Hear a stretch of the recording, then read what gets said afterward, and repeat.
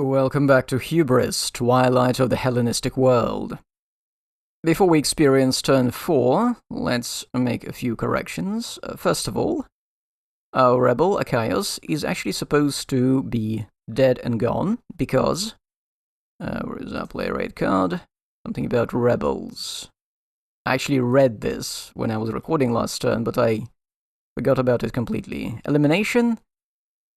No unit nor aligned garrisons. Last time, he lost all of his aligned garrisons, and the unit was eliminated. First battle, and Kyzikos actually becomes, they see the error of their ways, and it becomes Seleucid alliance. Yes. Now this unit, of course, is available to Seleucids. And we are neighboring them. This might not be a very good situation. What else? Oh, I should not keep my siege engine here, because clearly it's going to be much more useful trying to attack my own core cities, because they don't know what's good for them. Wait, Rhodos, why did I mark it with a rebel sign? This is supposed to be... It wasn't rebel, right? It was just Macedon.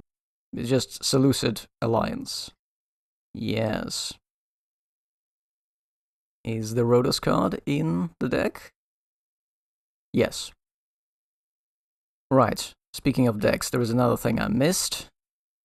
One time I did not check the neutral characters deck. And actually there is, yes. This guy was supposed to enter the game at the beginning of last turn, Philopoemen. He is associated with Achaia Megalopolis faction, this one. So he is going to the Macedon court. His stats are pretty terrible. I mean, okay, he's good at militarily, but he can only undertake actions in Peloponnesus, Boeotia, Euboea, and Crete. So, I don't think Macedon ever did anything there apart from some diplomacy. But the Achaean unit actually gets an upgrade. No, training master. Yes. It becomes elite while this guy is alive, so until turn 8. If things play out well for Macedon.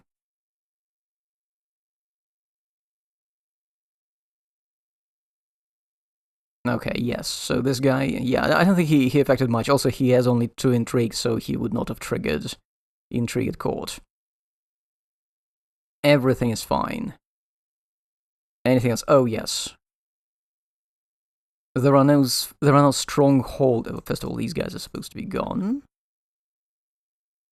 There are no stronghold cities in Illyria, so Macedon would not have taken a siege engine here, meaning the success at siege on a 4. One of the successes during Winter Campaign was on a 4, so it would not have happened. So they should not have one of these.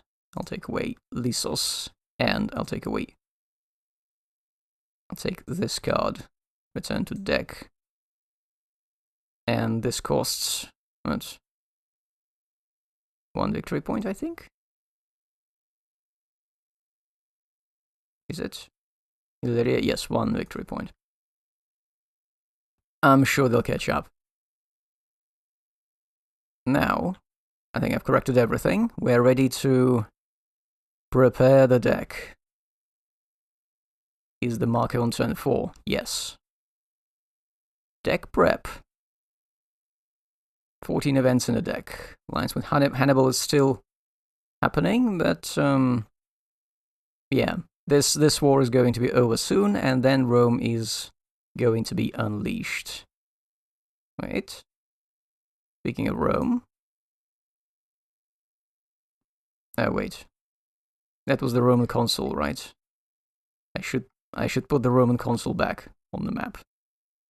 These need to be reshuffled. Okay, this guy is standing here.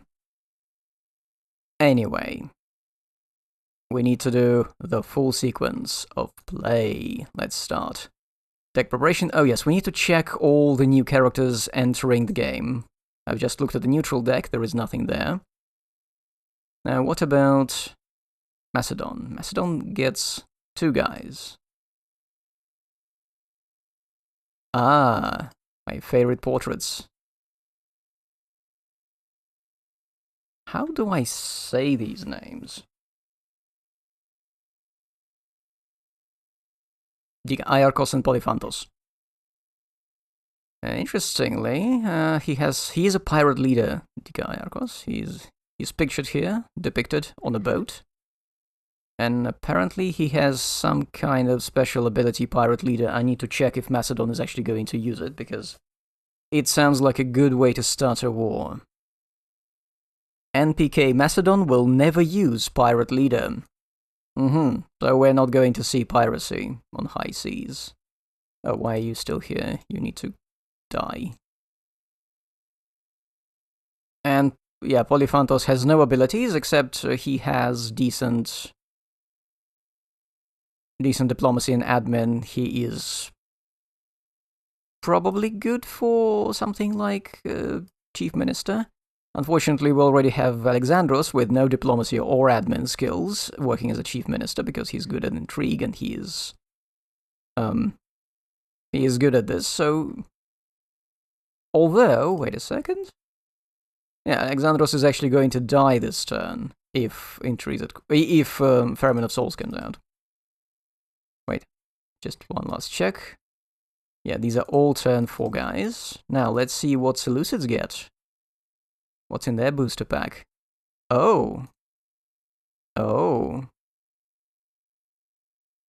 Wait, we get another poly guy? Polyxenidas and Seleucus IV, Philopator, is also in line for the throne. What can Polyxenidas do? He has this guy, Seleucus, has no special abilities. He is got good diplomacy, reasonably loyal, not very high on intrigue. What about Polyxenidas? He's an admiral, he can get involved in naval battles. Interesting.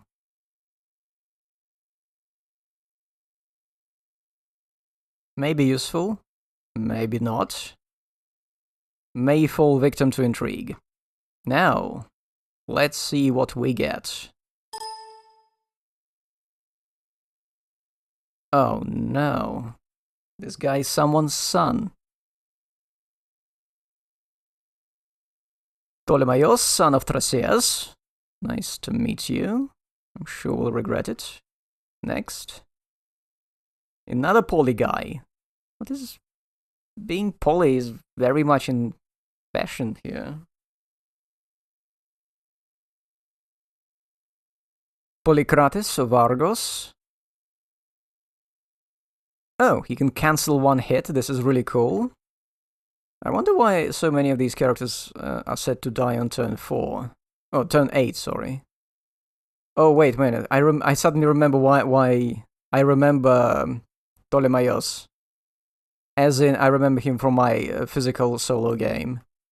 This is the guy who killed my penultimate Ptolemy king and escaped to Macedon and became Macedon chief minister. I'm watching you.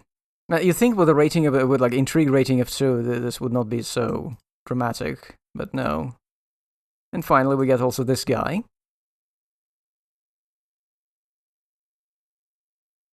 Aristomines.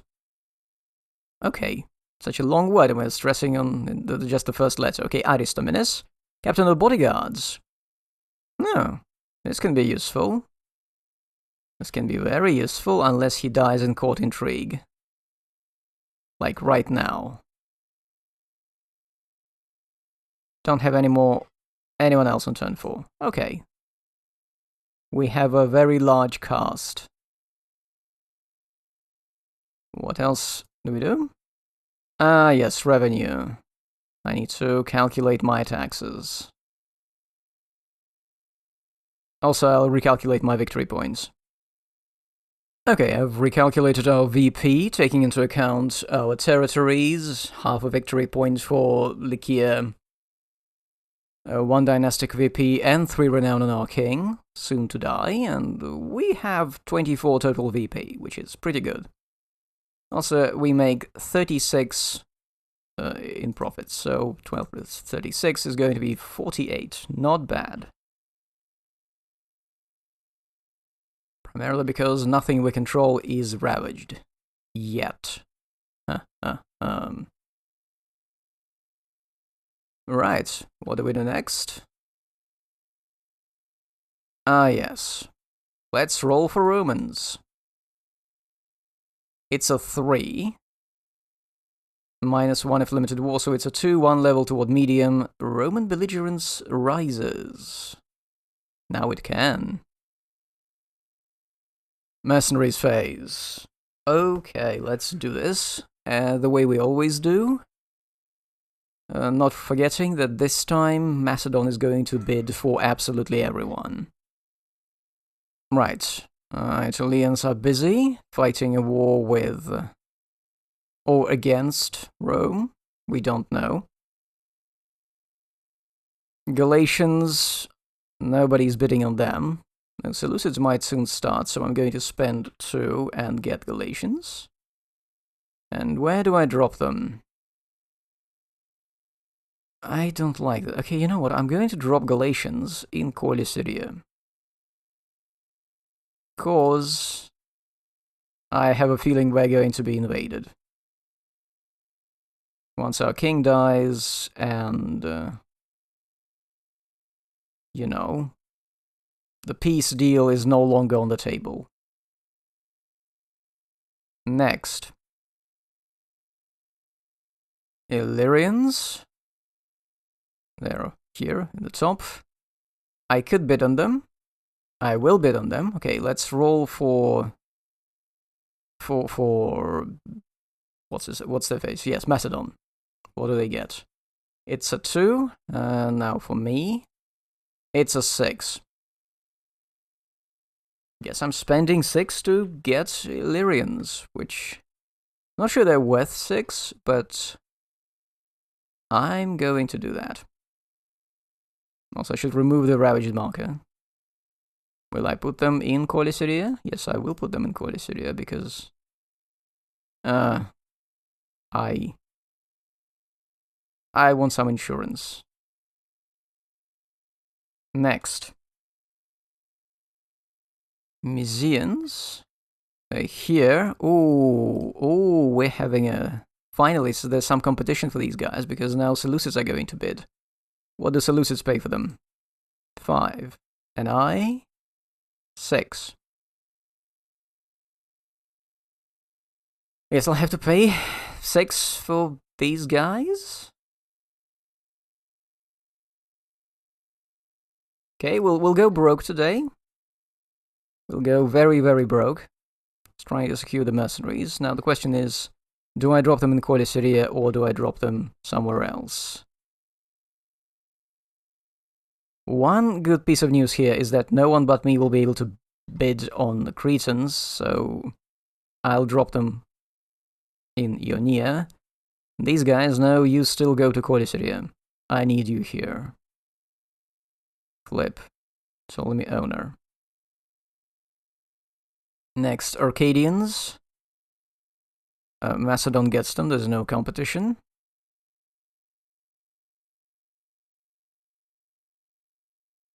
Yes, Cretans.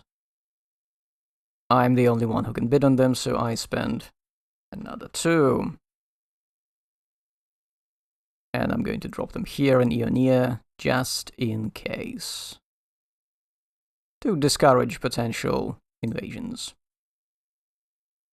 Now I need to spend, or rather... Yes, spend all my money. Well, not all, but this is going to be 16 talents. So we go down to 32. Great, that's a third of my budget. And we haven't even started the turn. Okay, we are done with this, and we can start drawing cards. Hopefully, we don't lose Sosibios immediately because there is one thing I want to do with him. While we still have a competent court member. Actually, wait a minute. How are we for diplomacy? Oh, shit. The highest diplomacy rating we have, if Sosibios dies, is going to be 2. Okay, this should not be Ferryman of Souls. Pact to dismantle Ptolemaic Empire. Oh no.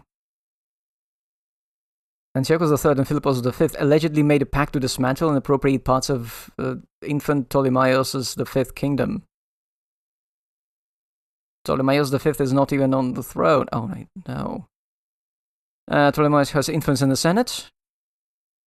I do have influence in the Senate. Okay, this is useful.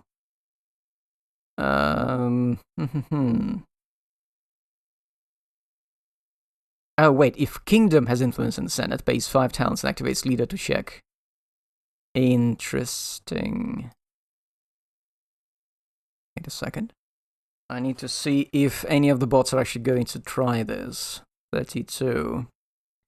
Mandatory event for NPK Ptolemies. Other NPKs will not trigger. Okay, so I can ignore this, in theory. Or I could trigger this, because it will remove alignment marker on Rhodos. It will remove Macedon and Seleucid influence in Senate by 1 level, so it'll kick them out. And Casus Belli on 6+ on Macedon. Even Roman agenda. Seleucids, after having increased Roman belligerence here, but it can't decrease further. 6+. There will be no DRM on this roll. I mean, it's not very likely. And Seleucids are not in the Roman agenda, so I cannot actually use this to trigger their war. Basically, all this action will do is potentially allow me to remove 1 alignment marker on Rhodos. Although, who knows, like, this is going to stay here until the end of the turn. So maybe the situation will change and I'll trigger this. The bastards trying to dismantle our empire. We'll do it ourselves. Next. Northern Border of Flame. Okay, second Punic War card, nothing's going to happen. Let's see who's going to get ravaged. Oh, I forgot to remove that marker. Maybe I shouldn't. I should have rolled first. Let's see. Oh, just 1 roll, not 2. 4. Okay, 4. If no troop present in Macedonia, ravage Macedonia, then unalign. Doesn't happen. There are almost always troops in Macedonia. So we don't need to do this. We need to decide what Macedon's going to do.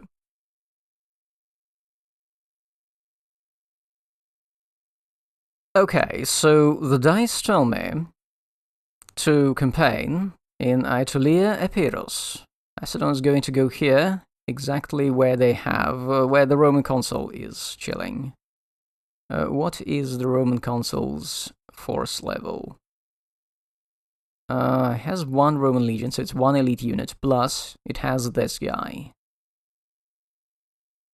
What can they muster? What can Macedon muster? It has... No, these guys cannot go there.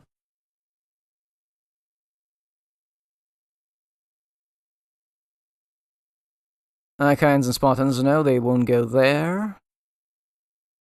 Won't go there, they won't go there. Nobody will go there. So, Macedon cannot create a superior force. Macedon does have...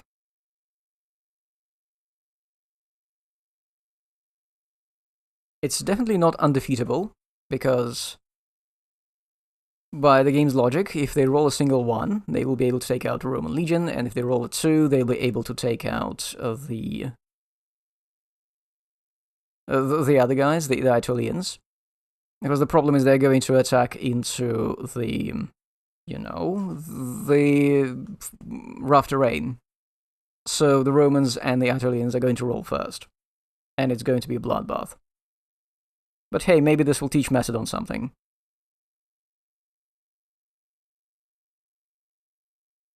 Right, let's see. Well, selection, king is campaigning, probably. Do we need to send a royal army?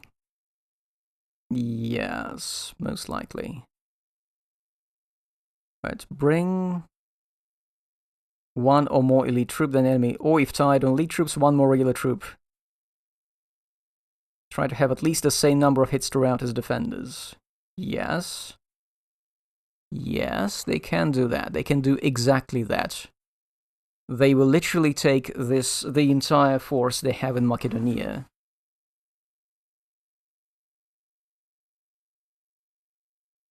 Philippos is going to go. Markers. Macedon, king, dropping here. Now he's going to hoover up all... No, not roll the die. Hoover up all these units. Is he going to take the siege engine? No, he's not going to take the siege engine. Take all of this and send to Macedon king. Yes, of course. How could I forget? Yes, sending to Macedon king actually places them under the Macedon king block. Anyway. So we have this. Heading out in one glorious charge. These guys are going to be fighting together with Rome. And they're going to roll first, because this is... Right, yeah, rough terrain, different origin satrapy, yes, absolutely. Defending unit strike first and apply hits first, otherwise combat is simultaneous. So let's roll for, first of all, for the Aetolians. They're going to hit on... Well, they have a proper leader. They're not on their own, so they're going to hit on a 3 or less. Well, Macedon's dead. Because they just rolled a 1. That's a critical, that's 2 hits, that's enough to destroy the Macedon Royal Army. Now let's see what Roman Legion rolls. It's an elite unit, so it's going to hit on the 1 to 4. They roll a 2, so that's 4 hits.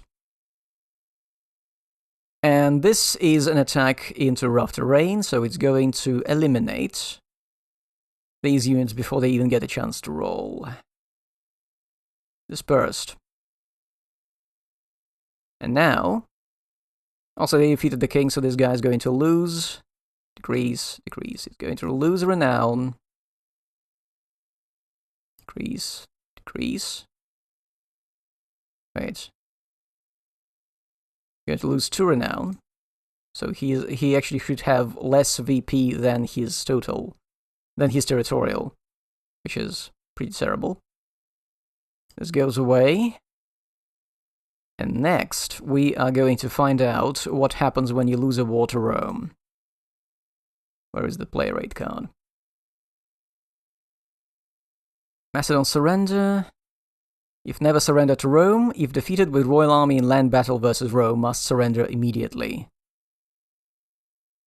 Surrender consequences. Replace all Macedonian garrisons in Greece by Roman alliances. Makes second in succession line hostage in Rome. Do we have a second in succession line? No. Okay, so Macedon dodged this. They also have a peace with Rome. Oh, peace with Rome does not last until the death of the king. It lasts only until the end of the turn, because Romans are very fickle. Now, what did it say? Replace all Macedon alliances? Macedon garrisons in Greece by Roman alliances. Okay, so this is going to be a Roman alliance. Everything in Boeotia, Euboea, is going to be a Roman alliance. So this could have been worse, but they do lose 1 victory point for losing full control of Peloponnesus, and they lose all victory points for controlling Boeotia, Euboea, so 2 victory points. And they lose 1 victory point for losing full control of Thessalia. Yeah, so losing to Rome is not very good. This is Roman now. I'm going to keep it somewhere here. And that's the national nightmare of Macedon over. Hopefully... Oh, by the way, Rome is no longer at war. It's going to be at peace. Finally. Well, I guess Macedon got what they wanted. Now, Seleucids. They finally don't have a rebel to deal with. They have Seleucids don't have complete control of their core, so I can guess what they're going to do. Yeah, they're going to campaign in core region satrapies. Let's see who they're going to pick. Because intrigues in court hasn't been resolved yet, it's going to send the friend with the highest battle rating and intrigue. So this quite possibly is going to be the third in line. This guy, third in line for the throne. This guy, the younger guy. You're going to be Strategoi 1. It's not like they need to do much. They just need to lay a siege here. How many dice is that? 4 dice. Oh, yes, you get activated. Also, I should no, not you. You get activated. Right, so roll 4 dice. Do we get any hits? How's his siege rating? 2. He did roll 1 too, so congratulations. They reclaim their spot, which doesn't get them any more victory points, but it's full control. It's nice to have. Now the question is, what do I do? There's only one thing I want to do, and that is lobbying. An aligned place in the coastal satrapy, yes. Cost 2 talents, pay 2 extra for 1 modifier, check leaders' diplomacy twice. Yes. Let's do this. Tobias, you're going to do something as your last great act. You're going to kiss ass in Rome. Cost me 4 talents. Let's roll twice. 3 and 2. That's enough. So in the Roman Senate, we flip our marker to predominant. We kiss ass in Rome slightly better than Seleucids. This may be useful. Now, what do the Romans do? Oh, right, they're at peace. This card should be discarded. Next card, nothing. This is the do nothing card for Rome. Alright, next event. Stasis and intrigues. Let's see what happens. 4. Using table and align 1 random alignment marker in a Greek place, only on the second roll if garrison. Oh, using a table. Wait a sec, this table should be here. Yes, random table for Greek stasis events. I don't know why they decided to do it like this, but I guess Greeks are just complicated, so we have a special table for 1 card. For a 1 out of 3 chance event on 1 of the 6 cards we draw in every turn. Well, not every turn, but whatever. So, first roll, 1, so it's going to be this column. Second roll, 4. 1, 4 is Gomphoi. Who is going to lose their alignment marker in Gomphoi? Of course, it's Macedon, because they haven't been kicked in the balls hard enough. Right, delete. They lose even the simple control in Caesarea, so this goes to deck, and they lose 3 VP. It doesn't rain, it pours. Storms and worms. Ah, yes, let's roll for each unit, for each ship in play. All of them are on the map. Okay, let's roll for the Macedon squadron. 3, you stay. Pergamon. 6. Need to roll again. 4, does it sink on this? Yes, it does sink. Welp. You lost your shiny squadron, Rome.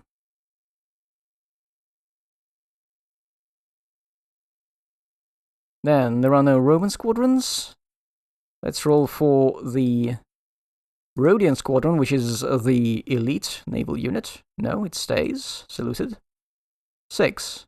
2. Okay, it stays. Let's roll for ours. This one. 6. It sinks. I know where I'm spending my next sack of cash. This. 4, it stays. And this. 1. Okay, could have been worse. And now it's my turn. What do I do? Well, if you guessed I'm going to build another naval squadron, you guessed it right. Agathocles is my go-to diplomat for some reason. Would not have expected that. Oh, Tlipolimos, you know, you look useless. Activate. Spend 8 talents. We're down to 20. This is the second action of the turn. And I get to rebuild my ship, put it back where it was. We're fighting entropy here. Macedon. I think we know what's going to happen with Macedon for the rest of... For the next few turns. They're just going to be gradually rebuilding the areas taken over by the Romans. Now, I don't think they'll be attacking Romans, but they will be doing diplomacy, because you can still flip places that are aligned with Rome with diplomacy. They're not, like, magically protected. But, yeah, it makes your progress slow. Let's see. Macedonia, no, Peloponnesus. Okay, they're going to try to flip Corinthos with... Okay, it's going to be Polyphantos. Activate. Polyphantos is going to do 2 rolls, and he hits on... Well, his rating is 3. They're going to pay a bribe, so it's going to be a 4, but this is a -1 for alliance, so he's going to hit on the 3. And he misses. Good job, Polyphantos. Really helping your king in the crisis. Seleucids.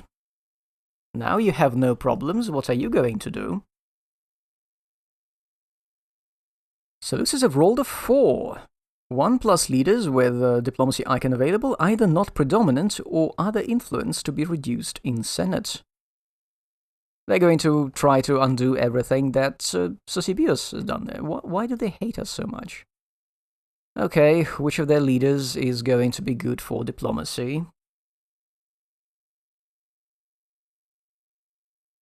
Oh, interestingly, for lobby, the bots never get a +1 modifier, so they're just going to roll straight diplomacy. It's going to be Zeuxis, and Zeuxis is going to roll 2 dice. And one of them is a 1, so yes. It's going to remove my predominant status. Now, what does Rome do? Rome is not going to campaign because there is nowhere to campaign and there is no diplomacy icon, so nothing. Actually, I should be discarding these. Next. Oh, we're doing this again. It's a good thing I built my fleet, because now I can ignore this card. Because this is the one where if you don't pay money, you get ravaged. Unless you have a ship there. Well, I have a ship and units, so yeah, everything is protected. I won't be affected by this. So let's see what Seleucids do next. Going to land campaign. In Ptolemy Core. Can they land campaign in Ptolemy Core? No, eat shit. You cannot land campaign in Ptolemy Core. We've done that last time, we've figured that out. So let's see what their next target is. Going to be Seleucid Periphery. Where can they campaign in Seleucid Periphery? Yeah, pretty much everywhere. Let's roll. So...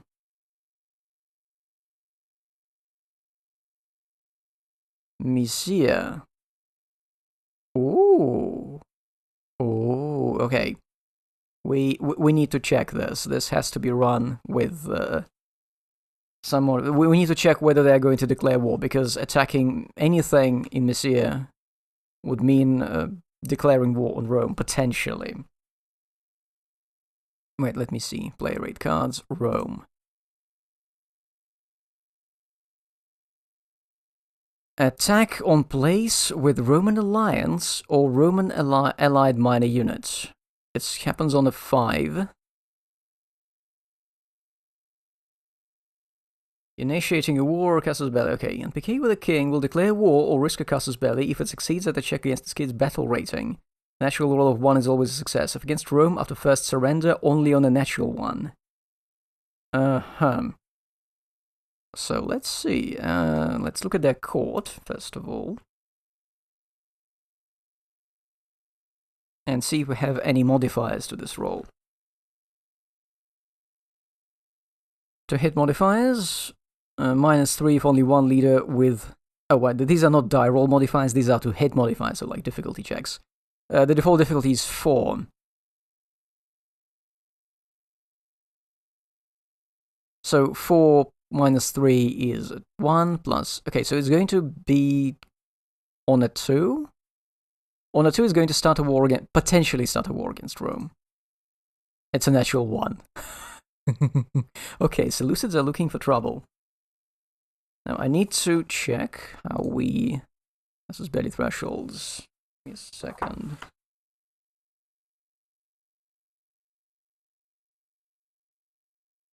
So 1 out of 3.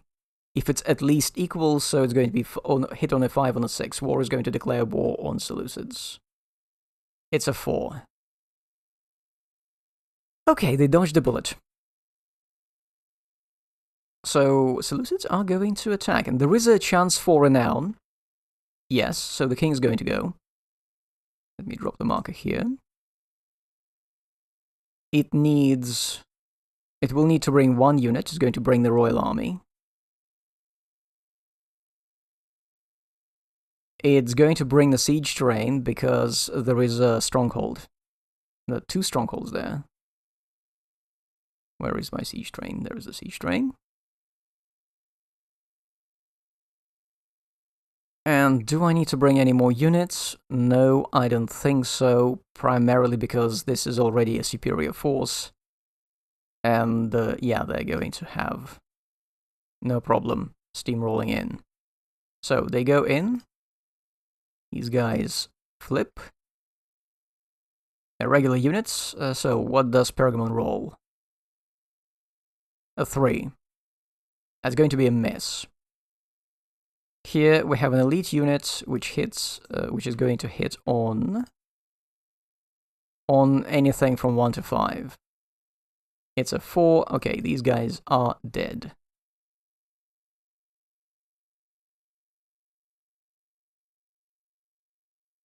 Successful. And now they're going to roll 2 sieges. Well, no, they're going to roll 4 dice, and all of them are going to be sieges. 4, 2, 5, 6. Now, is 2 enough to take a stronghold? What is your siege rating? 3 plus 1 for the siege train, -2 for the stronghold. 2 is enough. Okay, this is now Seleucid garrison. And 4 is going to be enough for Abydos, so this is now... Oh, actually... Oh, right. Yes. It's not going to... There's not going to be a garrison in Abydos, because this is a Greek place, and if they place a garrison here, Kyzikos is going to lose its alliance, so it's going to be a Seleucid alliance here. Oh, right, the Pergamon unit has already sunk, so... Everything is fine here. And Seleucids get themselves 1 more territory card. Satrapy.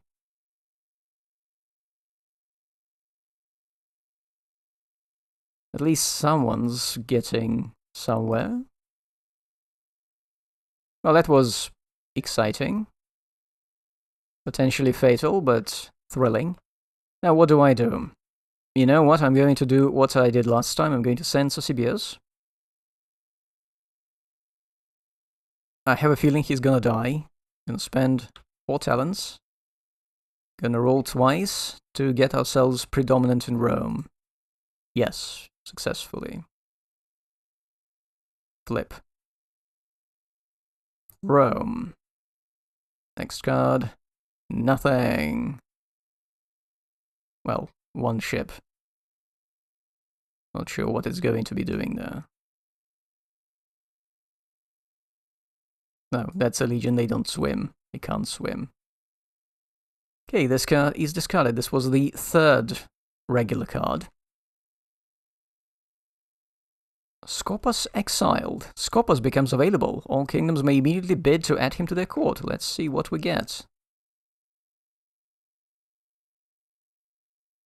Scopus, minor leader. What? This guy looks rough. Former Aetolian strategos. Well, this is... They don't like Scopus in Aetolia. Aetolia seems like such a nice place. They love Romans there, they love everything, but now he got exiled. He may automatically hire Aetolian mercenary units for 2 talents without competing bids allowed. Even if no aligned place in this area. Ooh, this can be valuable. There's just one problem with this guy. Look at his intrigue rating. It's a 4. Wait, let me see what the bots are going to do. Event 27.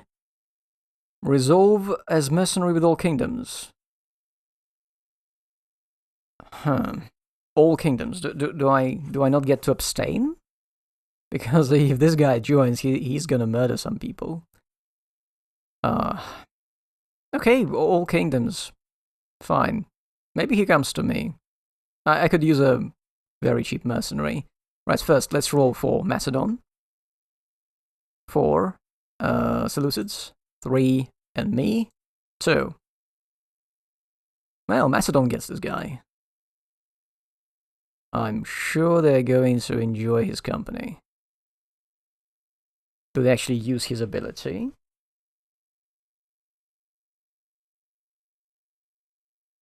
I can only hope that the very next card is Intrigues at Court, and Macedon immediately regrets this decision. Anabasis. Antiochus III is... In conscious imitation of Alexander, led a successful campaign in Upper Asia, restoring some degree of Seleucid rule over Parthia and Bactria, from which he gained a prestigious epithet and cataphract cavalry. If kingdom controls Media, Parthian, and Bactrian, replace... Oh. Ooh, this is really cool. Like, you replace a regular levy unit, military colonist unit, with elite cavalry. That is awesome. Let's see if the game actually has anything to say about this. Mandatory events for Seleucids. If no land campaign into core and not at war or an offense, each Seleucid activation must be a land campaign targeting one of these satrapies. Ooh. Okay, Seleucids have a quest. They're going to do that. Let's put this away. It's just a shame that all of their units are, you know... Actually, no, only the royal armies here. So there is a chance somebody could campaign here. Except for these assholes. Yes, the elite units, they're going to destroy anyone who comes their way. Okay, next card. Ferryman of Souls. Fuck. Okay, let's roll first. 3. Ravage on Bithynia, Mysia, Lydia Phrygia, Lycia Pamphylia. 4. Okay, let's place a Ravage. Doesn't concern me, for now. And now we resolve Ferryman of Souls. Let's see. Alexandros dies. Who is going to be Chief Minister?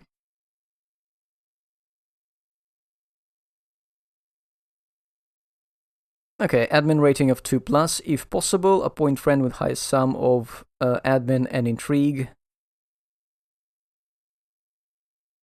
It's going to be this guy, who doesn't have good intrigue, but he is going to be important now. Should we roll for any of these people? No, not yet. Let's just do the default deaths, and then... none of these guys are going to die. None of the Seleucid guys are going to die. And we'll lose our... king. Okay, I need to check what happens on the death of the king, because it's a bit of a procedure. First thing we do is that we add half of the king's renown to the dynastic VP.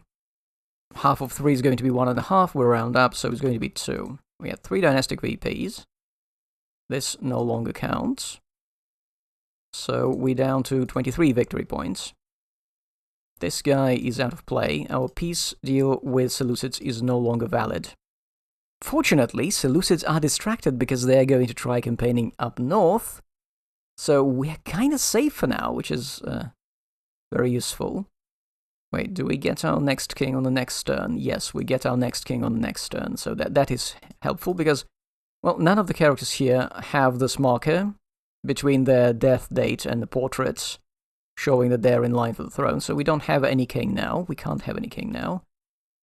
You go to out of play. You're dead, so Sibius is dead. Now, who do I appoint as my glorious chief minister? Actually, you know what? I'm going to roll for deaths at court first, and then see. Also, there is one more thing I need to do, which is Lagged Succession Crisis. We take this card, and we add it to the deck. And now we're going to get truly screwed when that comes out, which can be very soon. Maybe even this turn.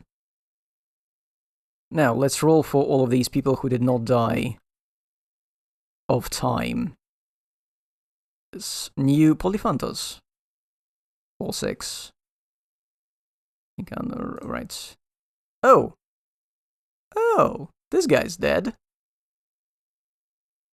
This guy is very much dead. I just gave it, I just assigned it to the Macedon court, and he's dead, and that Achaean unit is going to go back to being regular, terrible Achaean unit. Now, let's roll for the pirates. 5/4. Now, Scopas. 5/5. Alright, now let's roll for Seleucids. Let's see. We don't roll for the king, we roll for this guy, this third in line for the throne. 6/2, Zeuxis. 2/4, Seleukos. 5/3, Antipatros. No. Polixenides. 5/3. Okay, now let's roll for my people. Aristomenes. No. Ptolemaios. No. Polycrates. 5/6. Close. Tlepolemos. 6/5. Agathocles. 2/1. Okay, nobody dies. Who do I make my chief minister? The thing about the chief minister is that he's also going to be, shielding us from intrigues at court.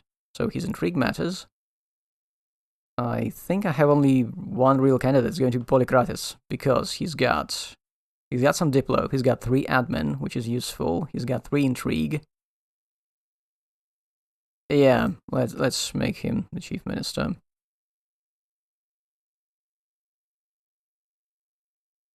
I'm watching you, Ptolemaios.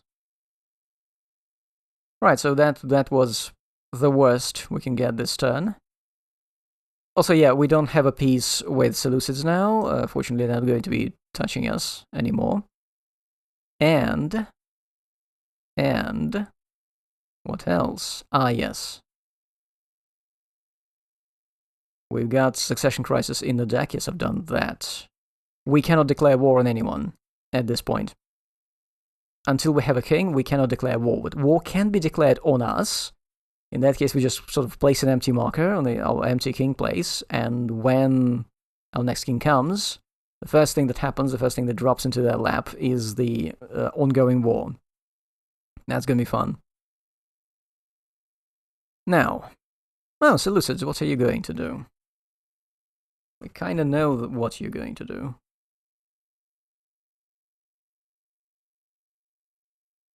Each Seleucid activation must be a land campaign targeting one of these satrapies. Okay, so they're going to campaign in Partien. They're going to be using... Please tell me it's not going to be that guy. Actually, that guy's not bad. He's got 4 battle rating. He has 1 unit with him. Those guys are elite. And...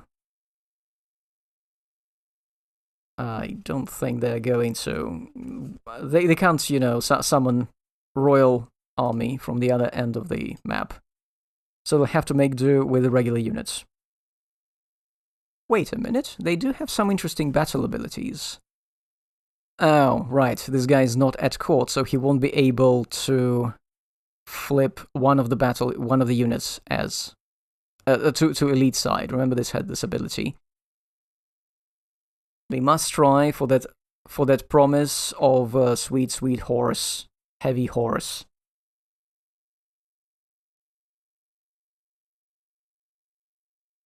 These guys roll their elite, so they're going to roll on. As always, they hit on 3.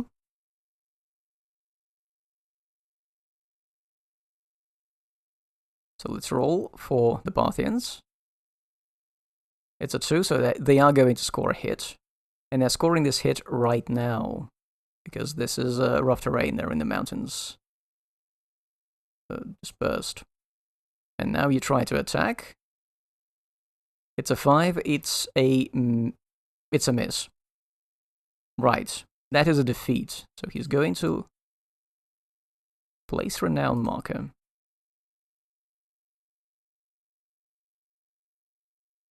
This vassal module needs some work. So he loses 1 renown for being a loser. It's -1. He has to retreat, I believe. Non-routed troop. Defeated side must withdraw. Yes, they have to go back. Well, I guess we know what they'll do next turn. Oh, wait, they won't be doing anything next turn because this guy has been activated. He's spent. This is the second time. But they still have 1 more army. They still can. 1 more army that has not been used by anyone. So they could send someone to do it next time. Right, what's happening next? We have... Oh, our turn. I was not expecting that. So what can we do? Raise additional taxes? No. Could send an envoy somewhere where it's going to be memorable and exciting. On the other hand, we might not. Do I want more presence in Thracia? No. Oh, you know what? Let's try to do Diplo in Crete. Yes, let's send an envoy to Crete. Who can I send? Who is good with diplomacy? Well, it's going to be Agathocles again. My best brother. Oh, by the way, since Ptolemaeus IV has died, his intrigue rating is back to 2, so he's no longer the backstabbing engine he used to be. Agathocles needs his bribes. 1, 2, 3. So let's try to get something out of Crete. 5 and a 2. Okay, we take 1 place. And that's our turn. Rome? Oh no, Macedon. Macedon. What's Macedon going to do? Macedon is going to most likely do diplomacy. Peace with Rome. Cannot undertake an action that would provoke a casus belli. So nothing that will provoke this, so they cannot attack. Okay, this time it tells me to send someone to Peloponnesus. Who can they send to Peloponnesus? Who is actually good enough at diplomacy in this place? Oh, Polyphantus, okay. Do this. Do it. For your king. 5 and a 4. Nope. No. He just doesn't look trustworthy enough, I guess. Now, Rome. That's diplomacy. Well, there was nothing to flip here. Wait a minute. I should have flipped this too, right? All Greek places. This is a Greek place, and I completely missed this. This should be a Roman alliance. Yes. Oh. Oh. Okay. Yes. Rome does diplomacy. Rome is interested in Pergamon. And since this place is controlled by someone else, Rome does this. Rome deletes this marker. Okay, yeah, they're going to flip Pergamon. Or rather, not flip, they don't flip it immediately if there is someone else's alliance. They take it, they just remove it. But next Roman diplomacy is going to make that place Roman aligned. Right, so this is going to be what? This is the 4th action card? How many cards do we have in this card? Yes, 3. Oh, 4 cards. Winter Quarters can end the turn now. But first, Italian ambition. You know we love this.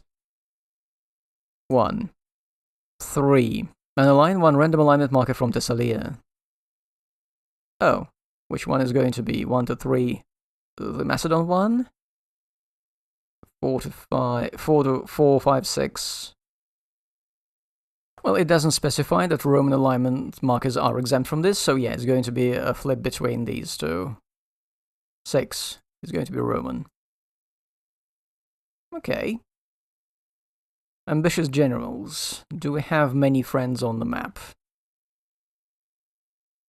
Macedon doesn't. Seleucids, however, do. 5. Did I give Antiochus his renown for winning the battle? I forgot now.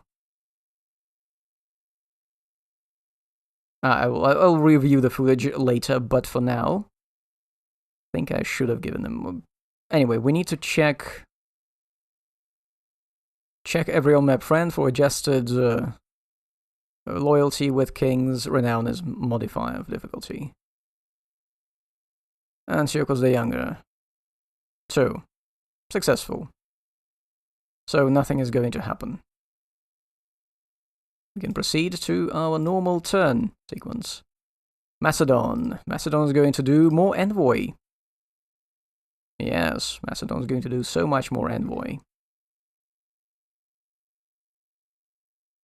Okay, this time is going to be Thessalia, who is going to be sent to do that. This wonderful mission. Who can do diplomacy? Okay, Nicanor, I think that was his name.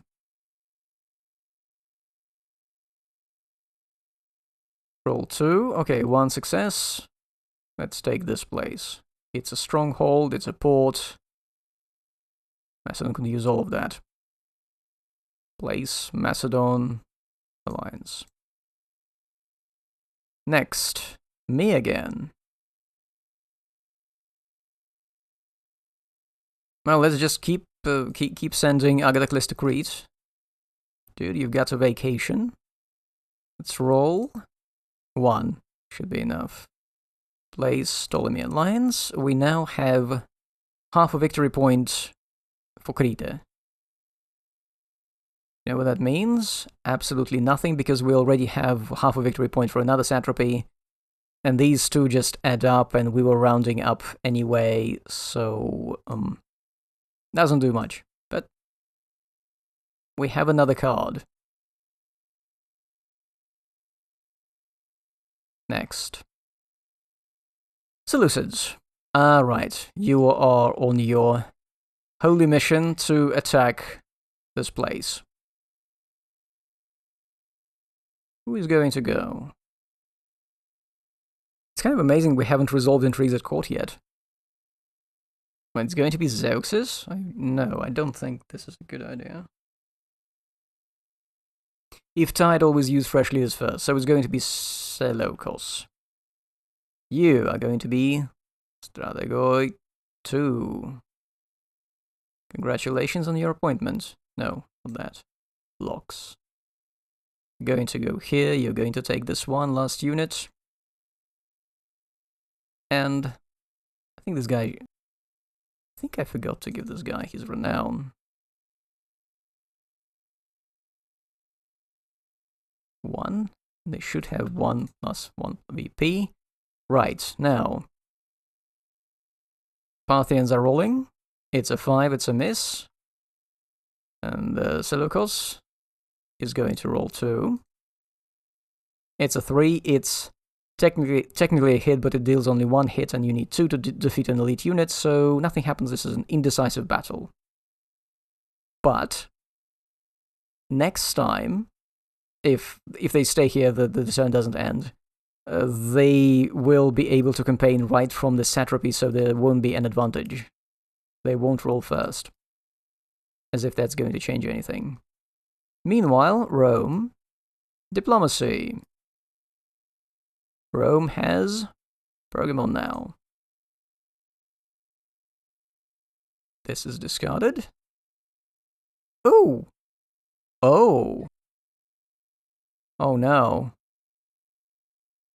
The next turn is going to be wild, because we have 6 events still in the deck. We didn't hit intrigues in court. Now that's going to be bad. Oh no. Right, now to decide where Macedon's going to campaign. Oh right, I don't need to decide where Macedon's going to campaign. Or do I? Let me see. See, Macedon has units here in the south, but these units are... They're going to refuse to operate anywhere outside of, like, the very south of Greece. They're region locked. They have DRM installed in their spears or whatever. And Macedon cannot campaign in the south because all of these are Roman alliances. They cannot even breathe at anything that could potentially annoy Romans. So winter campaign ability is going to be completely wasted. Thank fuck, I don't have to process any of that. Anything else I need to do for winter quarters? Let me see. Resolve pending events. Oh, yes, this attempt. Oh, you know what? I forgot about this completely. Back to dismantle Ptolemaic Empire. So this goes away. Anabasis also goes away because they didn't complete their mission. Alliance with Hannibal stays. All wars between kingdoms. Okay, there are no wars between kingdoms. Check for automatic victory. No. All units return home. Yeah, so I can press the button. Anything else? Oh, right. You know, I'm just looking at undefeatable force definition, and it's like, assume all battle rolls are going to be... Wait, are going to be 1... a single 2 and a single 1, and like, are we talking about like every single battle roll, including from the enemy? Because in that case, bots would not attack in many situations.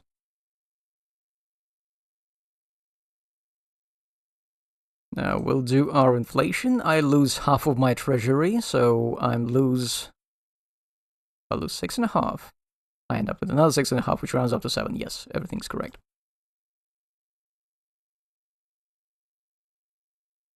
So this was a fairly nice, clean turn,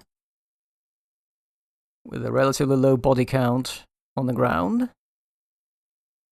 Apart from Macedon eliminating itself. Well, Macedon is still around, but yeah, they're going to be extra careful about waging war against Rome now. Doing anything is potentially likely to cause a war. Seleucid, on the other hand, they tried. They didn't get burned. They didn't learn anything from it. Next time we'll continue. We'll advance it to turn 5, where we're going to get our second king, who is going to be absolutely bloody awful. But hey, it's better to have some king than no king. Our peasants are still away and don't want to come back home. We are very good at being the rulers of Egypt.